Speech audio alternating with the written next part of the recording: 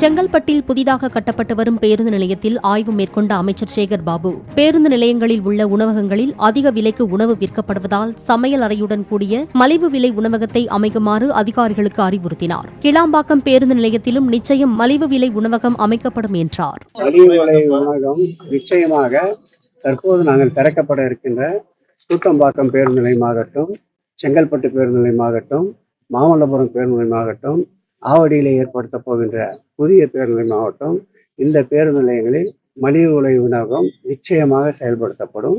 தொடர் முயற்சியாக உங்கள் கோரிக்கையின் அடிப்படையில் நாங்கள் கிளாம்பாக்கத்திலும் பல்வேறு இதுபோன்ற சுயதொழில் செய்பவர்களை அணி கேட்டோம். சமைப்பதற்குண்டான இடங்களை கேட்டுக்கொண்டிருக்கின்றார்கள். அதற்குண்டான சாத்தியக்கூறுகளும் ஆராய்ந்து கொண்டிருக்கிறோம்.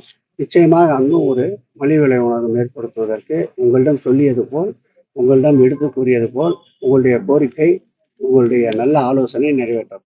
பிளே ஸ்டோர் மற்றும் ஆப் ஸ்டோரில் இருந்து பாலிமர் செயலியை QR கோடு மூலம் பதிவிறக்கம் செய்யுங்கள். செய்திகளை உடனுக்குடன் பெறுங்கள்.